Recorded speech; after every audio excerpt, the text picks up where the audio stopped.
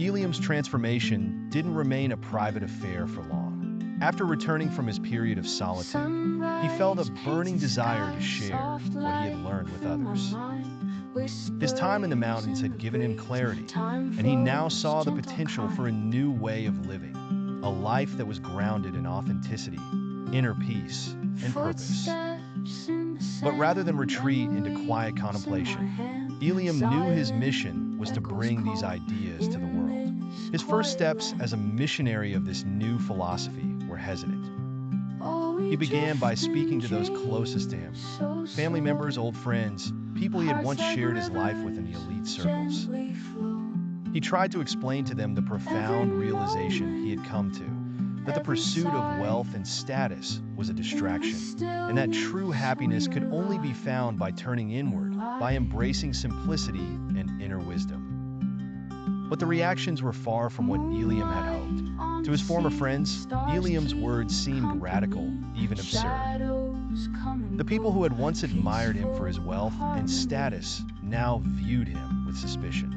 They didn't understand why someone who had it all would suddenly renounce the very things they were all striving for. At first, they thought he was joking, but as Eliam continued to share his vision of a different way of living, they grew uncomfortable. "You've gone mad," one of his closest friends, Alistair, told him during a gathering. "This isn't you. You've been away too long, and now you think you're some kind of guru." "But this isn't the real world, Eliam." Others echoed Alistair's sentiments. They accused him of abandoning the people who had supported him and warned him that he was throwing away everything he had worked for. They saw his rejection of their lifestyle as a rejection of him personally, and it created a rift between Eliam and the people he had once called his friends. The more he spoke about his new philosophy, the more resistance he faced. But Eliam remained undeterred. He had expected resistance. He knew that challenging the status quo would be met with skepticism, even hostility. Yet, the truth he had discovered was too important to keep to himself. He had to keep going, even if it meant walking this path alone. Just as Eliam was beginning to feel the weight of rejection from his old life, new people began to enter his world.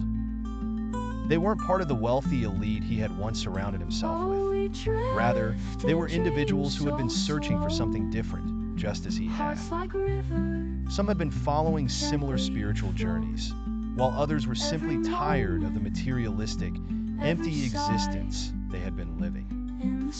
Among these new acquaintances was a woman named Lila, who had left behind a successful corporate career to explore more meaningful work in humanitarian causes. Lila immediately connected with Eliam's ideas, understanding the internal shift he had gone through. Her encouragement gave him a sense of validation, and she introduced him to others who were seeking a deeper way of living.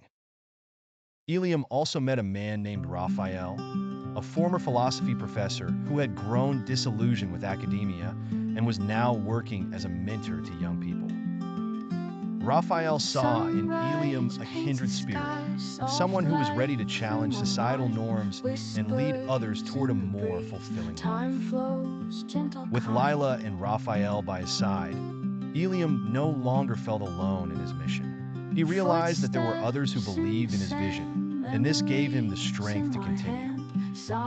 With the support of new allies, Eliam began to structure his ideas into a cohesive philosophy that he could share with others. He spent weeks writing and refining his thoughts, drawing from the ancient texts he had studied and the experiences he had lived through. His philosophy was simple but profound. Inner peace and fulfillment come not from external success, but from living in harmony with one's true self and with the world. Eliam called it the philosophy of harmony, a balance between the material and the spiritual, where the pursuit of wealth or power was secondary to the cultivation of wisdom, kindness, and authenticity. He emphasized the importance of self-reflection, meditation, and community. He urged people to break free from societal pressures, to reject the endless chase for status, and instead focus on the things that truly mattered: connection, compassion, and inner growth. As Eliam formulated his philosophy, He realized that this wasn't just for himself. It was a message for anyone who felt lost in the superficiality of modern life. And he was determined to share it with the world. Eliam's first public discussions were modest affairs.